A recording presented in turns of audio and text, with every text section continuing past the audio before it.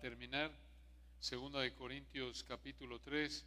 Estamos nadando contra corriente porque ya hambrientos y sin café. Y ya la última puede ser una combinación explosiva. Pero bueno, vamos a buscar hacerlo de la manera más eficaz posible, más útil posible para ustedes. Y recuerden que aquí en 2 de Corintios 3, recordando también, hermanos, como dijo Spurgeon, que no importa tanto la manera sino el mensaje. El poder está en el mensaje, no en la manera, y eso es importante. Ahora aquí en 2 de Corintios 3 vemos entonces dos muestras del poder del Espíritu mediante el nuevo pacto que te motivan a predicar.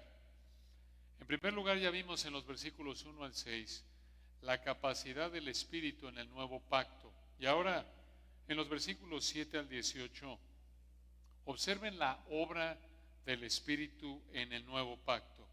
La obra del Espíritu en el nuevo pacto. Y aquí, en esta última parte del capítulo 7, Pablo hace referencia a Éxodo capítulo 34. Éxodo 34, para que lo tengan en mente, no lo vamos a ver. Éxodo 34, 27 al 35. Éxodo 34, 27 al 35 es lo que Pablo tiene en mente, a lo que se refiere aquí en este texto. Pero vean cómo lo aplica aquí el Espíritu de Dios a través de Pablo, ese incidente de Éxodo 34, versículo 7. 2 de Corintios 3, 7. Y si el ministerio de muerte grabado con letras en piedras fue con gloria, ¿qué significa eso? El ministerio de muerte se refiere aquí de nuevo a la ley que Dios le dio a Moisés y registró o escribió en tablas de piedra. A eso se refiere el ministerio de muerte grabado con letras en piedras fue con gloria. No que fue con Gloria Sánchez, la hermana de tu iglesia, sino que eso de que fue con gloria, hay un aspecto de la gloria del Señor en esto. Vean el texto de nuevo. Y si el ministerio de muerte grabado con letras en piedras fue con gloria, de nuevo, el ministerio de muerte está haciendo referencia a la ley que el Señor le dio a Moisés y que él escribió en tablas de piedra. ¿Por qué dice versículo 7 que el ministerio fue de muerte? Ya lo vimos en el versículo 6. Fue de muerte porque no cumplirla perfectamente era castigado con la muerte. Ahí lo vemos en Deuteronomio 27, 26, Romanos 7, 10. Pero, aunque la ley mata, por condenar a todo el que no la obedece de manera perfecta, como dice el texto, versículo 7, fue con gloria. ¿Cómo que con gloria? ¿Cómo va a ser con gloria la ley cuando no cumplirla perfectamente era castigado con la muerte? ¿Cómo es posible? ¿Por qué? Porque refleja la gloria de Dios. Esto es, refleja quién es Dios. Refleja, para ser exacto, su santidad perfecta. Recuerden que la gloria de Dios en la Escritura, como lo vemos ahí en Éxodo 34, significa las perfecciones de Dios. ¿Quién es Él? Sus atributos, lo que Él es, lo que Él hace. Ustedes recuerdan ahí en Éxodo 34, cuando en Éxodo 33 recuerdan cuando dijo Moisés en Éxodo 33, 18, te ruego que me muestres tu gloria. Y versículo 19 le respondió, yo haré pasar todo mi bien delante de tu rostro y proclamaré el nombre de Jehová. El nombre de Jehová se refiere a quién es Dios. Moisés quería ver la gloria de Dios. Dios le dijo, muy bien, te voy a proclamar, te voy a explicar mi nombre, te voy a explicar quién soy yo. Y le dijo ahí en Éxodo 33, versículo 7, proclamaré, Éxodo 33, versículo 19, proclamaré el nombre de Jehová delante de ti, tendré misericordia, del que tendré misericordia seré clemente para con el que seré clemente. Y se lo presentó ahí en el capítulo 34. Esto es lo que iba a hacer en el 33. en el 34:5, ¿recuerdan ese pasaje al que hizo referencia Johnny ayer? 34:5, Jehová descendió en la nube y estuvo allí con él proclamando el nombre de Jehová. 34:6, y pasando Jehová por delante de él, proclamó. Esto fue lo que hizo el Señor al proclamar su nombre. Jehová, Jehová, fuerte, misericordioso y piadoso, tardo para la ira y grande en misericordia y verdad. Versículo 7, que guarda misericordia a millares, que perdona la iniquidad, la rebelión y el pecado, y que de ningún modo tendrá por inocente al malvado, que visita la iniquidad de los padres sobre los hijos de los hijos, hasta la tercera y cuarta generación. Esto es proclamar el nombre de Dios, describir quién es Él. Obviamente esta lista de perfecciones de Dios no es exhaustiva, no incluye toda una lista de todo lo que es Dios, pero es una lista condensada que el Señor quiso darle a Moisés ahí, después de que, o estaba relacionada a ese incidente con el becerro de oro en Éxodo 32. Pero de nuevo, todo esto para decir, escuchen, que cuando hablamos del nombre de Dios, nos referimos a las perfecciones de Dios, que también es la gloria de Dios, las perfecciones de Dios. ¿Quién es Él? Entonces, regresando a 2 de Corintios 3, versículo 7, la ley, dice aquí el texto en el 7, fue con gloria. ¿Por qué? Porque reflejó quién es Dios, la santidad de Dios.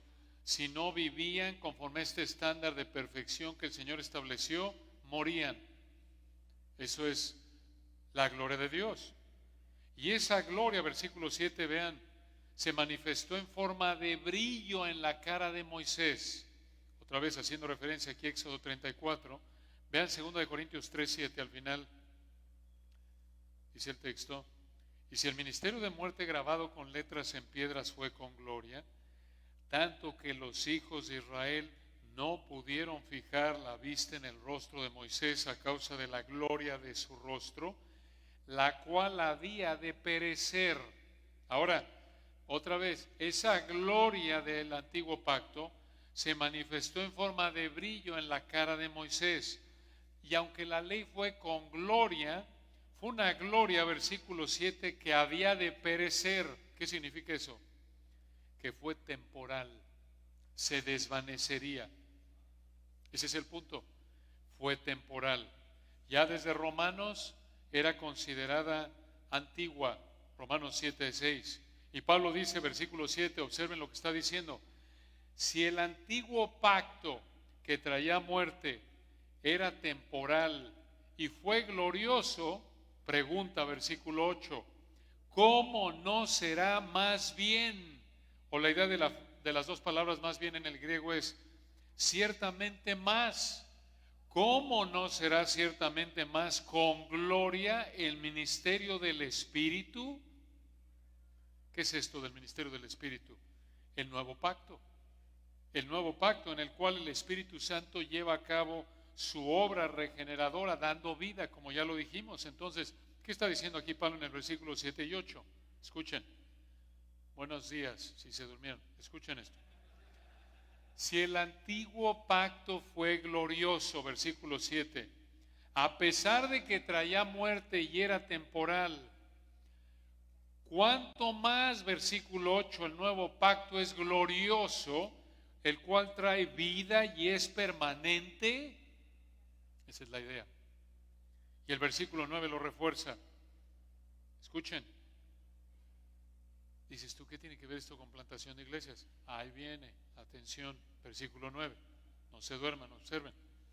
Dice el 9, porque si el ministerio de condenación, se refiere al antiguo pacto, la ley, porque si el ministerio de condenación, esto es la ley, el antiguo pacto, fue con gloria, mucho más abundará en gloria el ministerio de justificación.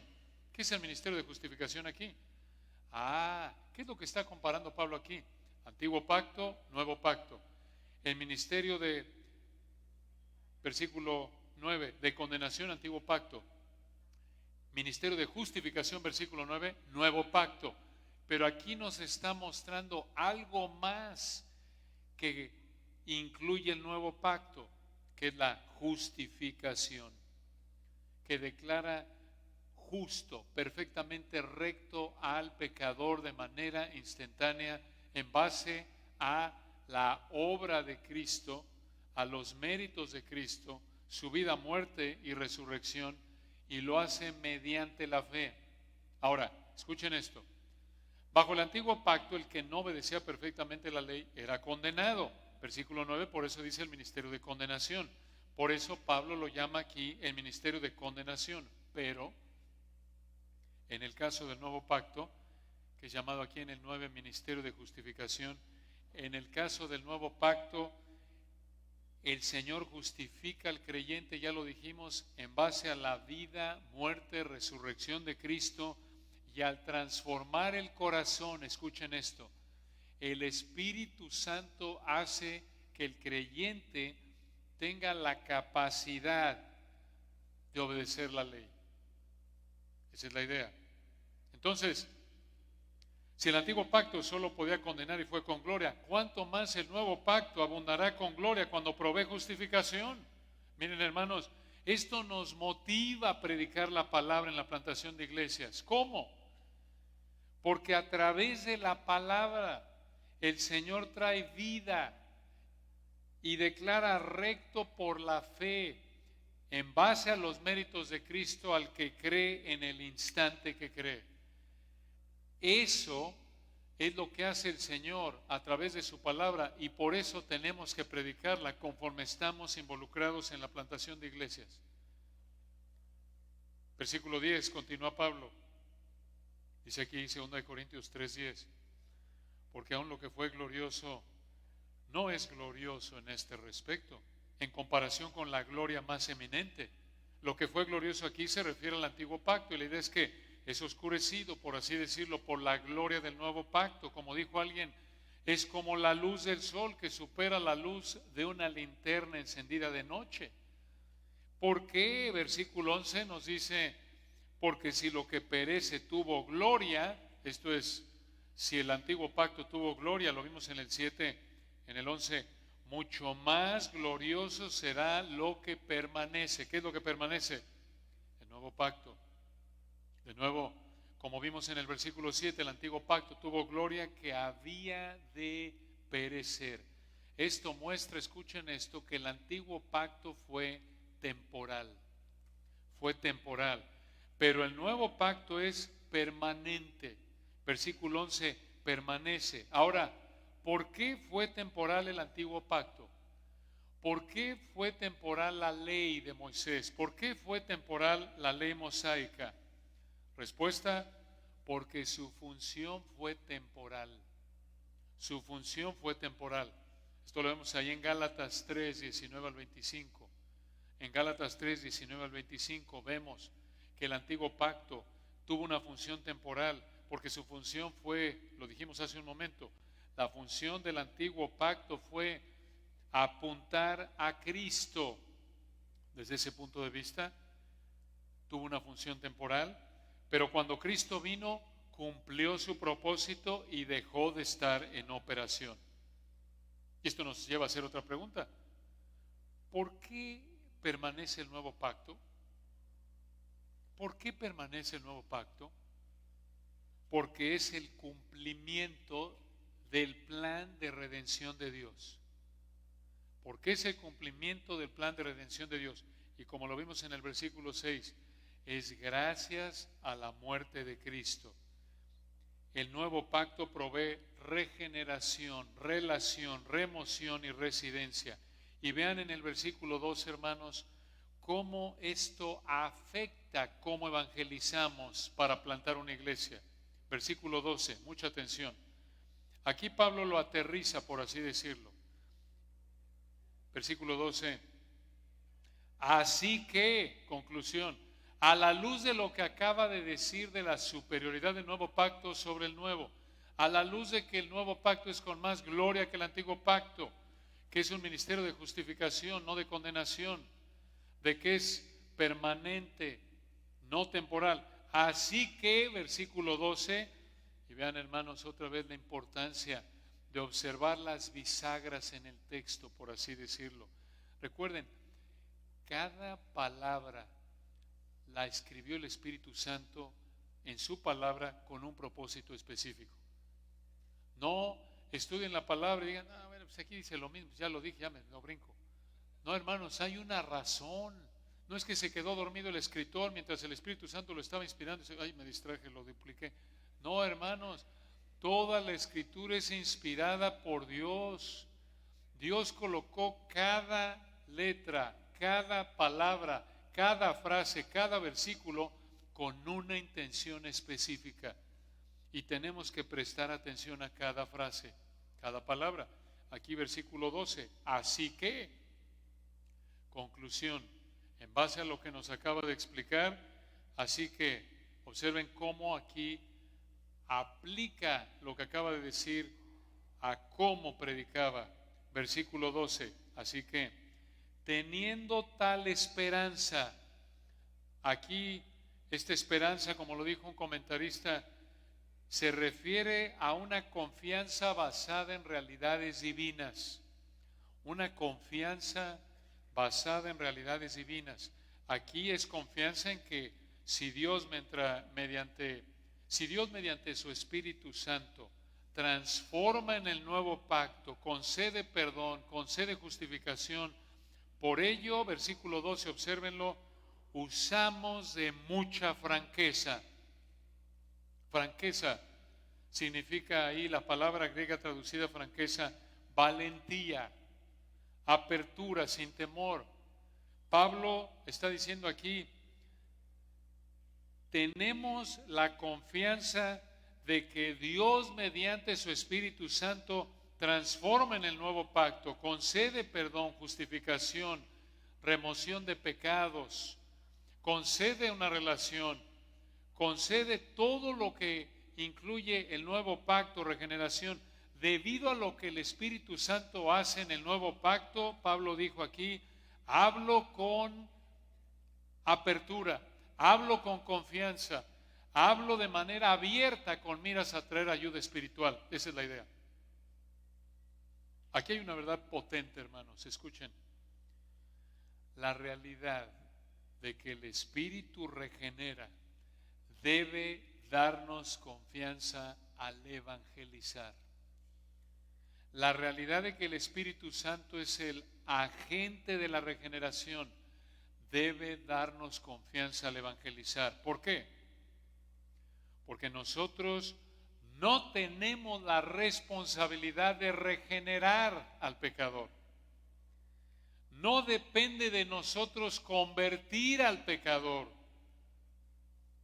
Debemos evangelizar con confianza, sin temor, anhelando la salvación del pecador, sin la preocupación de que depende de nosotros salvar al pecador. Esto es algo que nos alivia. Aplicando esta verdad del versículo 12 a la plantación de iglesias, podríamos decirlo de esta manera: para que haya una iglesia, el Espíritu tiene que regenerar a un grupo de pecadores. Y como la regeneración no depende de nosotros, debemos evangelizar con confianza. Recuerden, hermanos, el nacimiento espiritual no depende de nosotros, así como nuestro nacimiento físico no dependió de nosotros. Ninguno de nosotros decidimos cuándo nacer aquí en el mundo físicamente, ¿verdad? Ningún ser humano, solo el Señor Jesucristo, el Dios hombre, claro. Pero fuera de Él, nadie. Nadie dijo, voy a nacer el 3 de abril de 1980. Dijo, ya se quitó los años. Sí, no nací en el 80, hermanos. Nací en el 73 y no fue en abril ni el 3. Pero el punto, hermanos, es que ninguno de nosotros decidimos. Así es igual en el nacimiento espiritual. Nadie decide nacer de nuevo. Es el Espíritu Santo el que lo lleva a cabo. Y vean versículo 3, hermanos, la diferencia entre la confianza de Pablo y la falta de confianza de Moisés. Recuerden, está haciendo referencia a lo que pasó allá atrás en Éxodo 34. Vean la diferencia, versículo 13. Y no como Moisés. En el 12 nos acaba de decir, véanlo, así que teniendo tal esperanza usamos de mucha franqueza, versículo 13, y no como Moisés, que ponía un velo sobre su rostro para que los hijos de Israel no fijaran la vista en el fin de aquello que había de ser abolido. ¿Qué está diciendo aquí Pablo? A diferencia del versículo 12, Moisés no tuvo franqueza. Pablo tuvo franqueza, versículo 12, pero a diferencia de Pablo, versículo 13, Moisés no tuvo franqueza, no tuvo confianza, valentía, porque el antiguo pacto no era claro. ¿En qué sentido? No había el Señor ahí todavía revelado con claridad lo que es Cristo, lo que iba a ser Cristo, como lo hizo en el nuevo pacto. El antiguo pacto apuntaba a Cristo mediante símbolos, tipos, el Cordero de la Pascua, por ejemplo, el sistema sacrificial, en donde alguien tenía que morir por el pecador. Todo eso apuntaba a Cristo, pero todavía no, el Señor había revelado con claridad, con nitidez, quién es el Señor, qué iba a hacer. Entonces, desde el punto de vista del tiempo de Moisés, era futuro que el antiguo pacto fuera abolido. Iba a ser abolido, versículo 14, vean esto. Y aquí viene otra verdad vital para la plantación de iglesias, versículo 14. Pero el entendimiento de ellos se embotó, quiere decir se endureció, porque hasta el día de hoy, cuando leen el antiguo pacto, les queda el mismo velo no descubierto, el cual por Cristo es quitado. Observen que aquí Pablo usa la frase mismo velo para referirse a incredulidad. Mismo velo se refiere a incredulidad, y es la incredulidad lo que hace que el antiguo pacto sea incomprensible. Entonces, lo que está diciendo aquí el Espíritu de Dios a través de Pablo es esto, en el versículo 14, escuchen: debido a su incredulidad, los hijos de Israel no entendieron la ley. Pero al creer en Cristo, el Señor los hace entender el significado correcto de la ley. Y hermanos, estas dos verdades tan importantes también se aplican a la plantación de iglesias. Escucha, número 1, cuando predicas el Evangelio y alguien no entiende, es debido a que no quiere creer. No quiere creer. Así se lo dijo el Señor a los judíos incrédulos en Juan 8. ¿Lo pueden escuchar o me pueden acompañar? Juan 8, 43 al 45. Escuchen cómo lo dijo el Señor. Juan 8, 43. Le dijo a los judíos incrédulos: ¿por qué no entendéis mi lenguaje? Porque no podéis escuchar mi palabra. Juan 8, 44. Vosotros sois de vuestro padre el diablo, y los deseos de vuestro padre queréis hacer.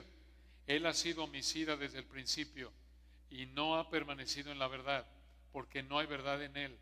Cuando habla mentira, de suyo habla, porque es mentiroso y padre de mentira. Y en el 45, y a mí, dijo el Señor, y a mí, porque digo la verdad, no me creéis.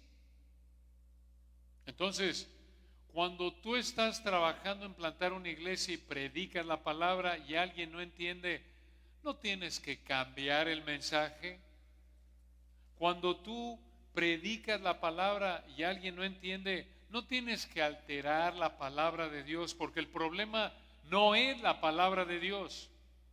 Cuando alguien no entiende la palabra de Dios, es por incredulidad, no es porque hay un problema en el mensaje.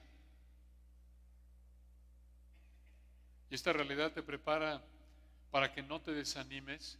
Cuando tú predicas y muchos no entienden, le pasó al Señor, Juan 8, le pasó a Pablo, nos pasa a todos. Pero vean el versículo 14 otra vez. Vean una segunda realidad en la predicación de la palabra y la plantación de iglesias. Dice aquí 2 Corintios 3:14, pero el entendimiento de ellos se embotó, porque hasta el día de hoy, cuando leen el antiguo pacto, les queda el mismo velo no descubierto, y escuchen esto, el cual por Cristo es quitado. Solo Cristo puede hacer que alguien entienda la palabra de Dios. No es tu capacidad para convencer a alguien. Únicamente el Señor Jesucristo puede hacer que alguien entienda la palabra de Dios. No es tu capacidad para convencer a alguien. No es la manera en la que lo dices. No es un método especial. Es solo Cristo. Solo Cristo es el que puede dar entendimiento conforme tú predicas para plantar una iglesia. Desde este punto de vista, la plantación de una iglesia depende de que Cristo dé entendimiento a pecadores que escuchan la palabra.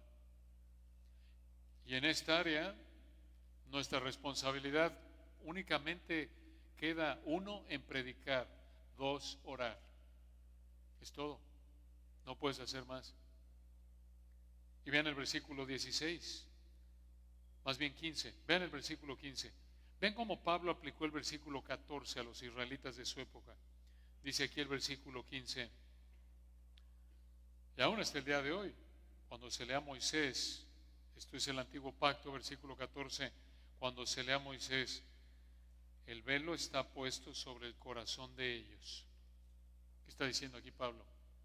Debido a su incredulidad, ni los judíos del tiempo de Moisés, ni los judíos del tiempo de Pablo, ni los judíos de nuestra época, ni los incrédulos en nuestra época, aplicando ahí a nuestra época, los gentiles no creyentes que han escuchado la palabra, debido a su incredulidad, en particular los judíos del tiempo de Moisés, los judíos del tiempo de Pablo, ni los judíos de nuestra época, debido a su incredulidad, no entienden que el antiguo pacto apuntaba a Cristo y que el antiguo pacto no salva.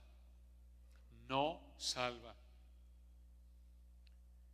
Y vean cómo repite esta última idea del versículo 14 en el 16. Versículo 16. Pero cuando se conviertan al Señor, el velo se quitará. El velo aquí de nuevo se refiere a la incredulidad, la obstinación pecaminosa. Porque, y vean esto hermanos, aquí estamos llegando en el versículo 17, aquí termina de estallar la bomba de este texto. Vean nada más cómo cierra este pasaje. Versículo 17. Porque el Señor es el Espíritu, y donde está el Espíritu del Señor, allí hay libertad. ¿Libertad de qué? ¿Libertad de la pena de levantar las manos y bailar, como dicen algunos? No.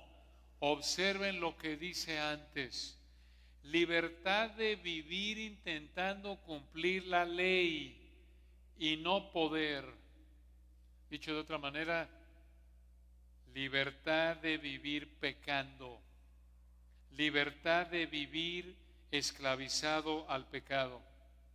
Esto, hermanos, es muy importante, y al decir que algunos dicen que esto es versículo 17, libertad de levantar las manos y bailar como alguien, no lo decimos de manera peyorativa, no para menospreciarlos. De nuevo, como tantos de nosotros, muchos por ignorancia no entienden lo que dice el texto, incluso en muchos casos con buenas intenciones, pero el versículo 17 indica que toda persona sin Cristo, escucha, todo incrédulo es esclavo del pecado.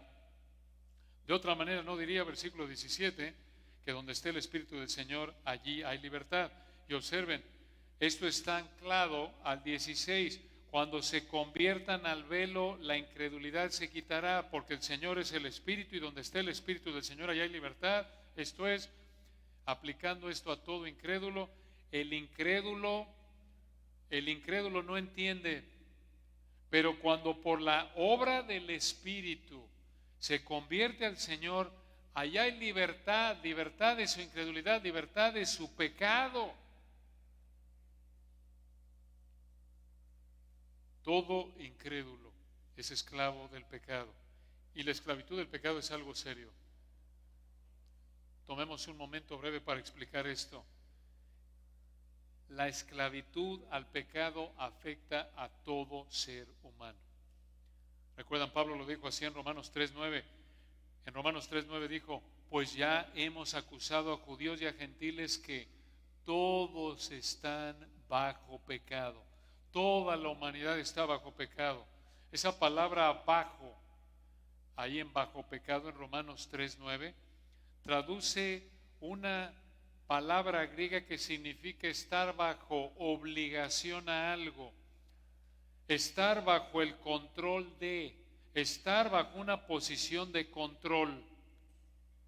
Y lo que el Señor dice ahí en Romanos 3:9 es que todos están bajo pecado, esto es, todos están bajo el control del pecado, todos son esclavos del pecado. Esto nos lleva a preguntar, ¿cómo se manifiesta prácticamente esta esclavitud al pecado? En una vida que peca habitualmente, en una vida en donde la constante es el pecado. Así lo dice Juan 8:34. ¿Recuerdan ahí? Jesús le respondió en Juan 8:34, de cierto os digo, que todo el que hace, esto es, hace habitualmente pecado, esclavo es del pecado. Entonces, el pecado controla la humanidad, el pecado es el amo de la humanidad. Todo ser humano sin Cristo es esclavo del pecado. Necesitamos recordar esto. En el proceso de plantar iglesias, estás buscando predicarles el evangelio a esclavos del pecado para que el Espíritu los libere, entonces los haga parte de su iglesia. Le estás predicando esclavos del pecado. Y de acuerdo con el Salmo 51:5, desde la concepción vivimos en esta condición de pecado. Así lo reconoció David. ¿Recuerdan cuando dijo, he aquí en maldad he sido formado y en pecado me concibió mi madre? Desde la concepción, todo ser humano es esclavo del pecado. El pecado afecta a toda parte de nuestro ser. No podemos hacer nada por nosotros mismos que haga que Dios nos deba la salvación. Eso en teología, recuerdan, se llama la doctrina de la depravación total. La depravación total. Ahora, debemos aclarar algo. Y esto es importante, escuchen. Ser esclavos del pecado no significa que pecamos interna y externamente al máximo nivel posible. Podría alguno decir, bueno, sí puede haber la esclavitud al pecado en alguien que se dedica al narcotráfico. No, también es esclavo al pecado el más religioso, el católico más religioso, el musulmán más religioso, el judío ortodoxo más devoto. Es igual de esclavo al pecado que el peor homicida o narcotraficante. Escuchen, aunque por naturaleza sin Cristo somos esclavos del pecado, podemos mostrar cierto nivel de bondad. Por eso, ahí en Mateo 7:11 el Señor dijo, pues si vosotros siendo malos sabéis dar buenas dádivas a vuestros hijos, Mateo 7:11. Entonces, el Señor afirma en Mateo 7:11 que todo ser humano por naturaleza es malo. Y también enseña que aunque somos pecadores, malos, podemos mostrar un nivel de bondad externa a nuestros hijos. Y aún como esclavos al pecado podemos ser de nuevo muy religiosos, podemos mostrar moralidad externa. Un incrédulo puede, aunque es esclavo del pecado, ya lo dijimos, alguien sin Cristo es esclavo del pecado, pero incluso puede ser muy moral externamente, puede ser muy religioso, puede incluso mostrar una obediencia externa a la palabra de Dios. Ejemplo, Pablo en Filipenses 3:6 dijo, en cuanto a la justicia que es en la ley, irreprensible. Sin embargo, él reconoció que cuando vivía así en Filipenses 3 antes de Cristo, él reconoció su condición de esclavitud al pecado, aun cuando era muy religioso. ¿Dónde? Tito 3:3. Él dijo en Tito 3:3, porque nosotros también éramos en otro tiempo insensatos, rebeldes, extraviados, esclavos de concupiscencias y deleites diversos, esclavos. significa conducirse en servicio total a otro, cumplir los deberes de un esclavo. Qué tremenda verdad, hermanos. Pablo era un esclavo al pecado igual que cualquier otro ser humano, aun cuando, en cuanto a la ley irreprensible, si hubiéramos conocido a Pablo antes de Cristo, él dice, en cuanto a la ley irreprensible, no podías acusarlo de nada externamente. Él obedecía a la ley en todo, pero era un esclavo al pecado. Internamente, como él lo dice en Romanos 7, codiciaba, pecaba internamente, estaba lleno de odio, como lo vemos por ejemplo ilustrado en cuando mató a Esteban, contribuyó a que Esteban fuera matado en Hechos 7.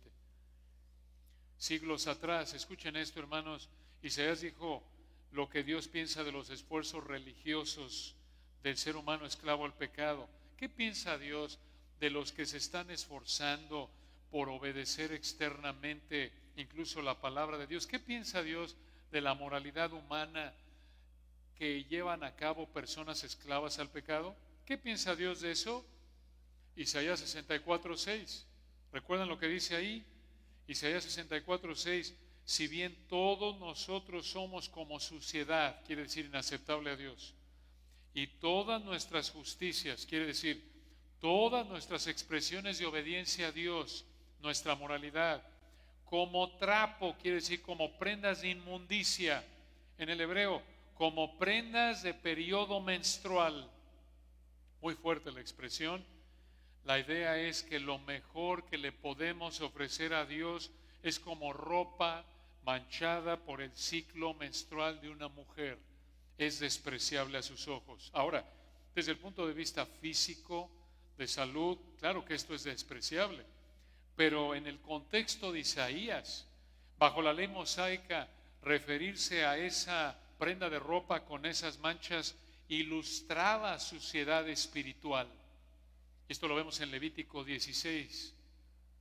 En otras palabras, esto es lo que el Señor dijo en Isaías 64:6. Escuchen, lo mejor que un ser humano puede ofrecerle a Dios en términos morales, en términos espirituales, en términos de algún tipo de obediencia externa a su palabra, a los ojos de Dios es algo sucio, despreciable. ¿Por qué? Porque como humanos somos pecadores y lo mejor que le podamos ofrecer a Dios siempre está manchado por nuestro pecado, siempre, porque por naturaleza de nuevo somos esclavos al pecado y su estándar, que es perfecto, no acepta nada menos que perfección. ¿Recuerdan? Entonces, hermanos, esta verdad de la esclavitud al pecado nos explica por qué no podemos plantar una iglesia usando técnicas humanas. Piénsalo. ¿Te has puesto a pensar por qué no plantamos una iglesia usando los 12 pasos de Alcohólicos Anónimos? ¿Por qué no plantar una iglesia usando técnicas de psicología? ¿Por qué? ¿Por qué no plantar una iglesia usando grupos de autoayuda y técnicas ahí de psicología, de ideas humanas? ¿Por qué no? Porque el problema del ser humano es mucho más profundo de lo que piensa. Porque el problema del ser humano no es solo lo que hace y no hace. El problema del ser humano es que es un esclavo del pecado. Y como esclavo del pecado, escuchen, no puede cambiar su condición por sí mismo. No puede contribuir en nada a cambiar su condición. Por eso, regresen al texto en 2 Corintios 3:17, dice ahí, el Señor es el Espíritu y donde esté el Espíritu del Señor, allí hay libertad. ¿Quién es el único que puede proveer libertad de la esclavitud al pecado, a la incredulidad? El Espíritu del Señor. Solo el Espíritu del Señor puede salvar a un esclavo del pecado mediante la palabra de Dios. Necesita recordar esto. La labor de plantación de iglesias, escucha, es una labor de liberación. Es una labor liberadora. de la esclavitud al pecado. Nada menos que eso. No nos hagamos ideas de estas clínicas de liberación de demonios. No, eso no está en la palabra de Dios. No, hermanos, la labor de la plantación de iglesias es una labor de emancipación espiritual, de liberar a esclavos del pecado, nada menos. Y de nuevo, nosotros no tenemos la capacidad de hacer eso. Plantar una iglesia es plantar. Plantar una iglesia local, escuchen, es plantar un grupo de personas liberadas de la esclavitud del pecado. Y esto solo lo puede hacer el Espíritu del Señor mediante la palabra del Señor. Nadie más que Él y de ninguna otra manera, y por eso debemos predicar la palabra conforme nos esforzamos por plantar una iglesia. Y una vez que la iglesia ya está plantada, seguimos predicando la palabra, porque mientras el Señor nos dé el privilegio de predicar la palabra, aun cuando la iglesia ya está establecida en su forma inicial, el Espíritu Santo ahora, una vez que ya hizo nacer de nuevo a la persona, ahora por el resto de su estancia aquí en la tierra, lo va ahora a estar transformando para que piense, hable y actúe y viva como Cristo. Eso se llama santificación. Eso se llama crecimiento espiritual. ¿Dónde está eso? 2 Corintios 3:18, y terminamos con esto. Vean cómo cierra Pablo este capítulo tan rico. 2 Corintios 3:18. Escuchen esto. Vamos aquí a desmenuzarlo frase por frase. Muy importante este texto. Vean el 18. Por tanto, ¿por qué dijo esto Pablo? Porque acaba de decirnos en el 17, porque el Señor es el Espíritu y donde esté el Espíritu del Señor, allá hay libertad. Por tanto, 18, debido a que el Espíritu del Señor nos libera como creyentes de la esclavitud al pecado, al hacernos nacer de nuevo, al convertirnos en el 16 al Señor, debido a que el Espíritu Santo nos convierte al Señor, nos libera como creyentes de la esclavitud al pecado, versículo 18, nosotros todos, ¿quiénes son?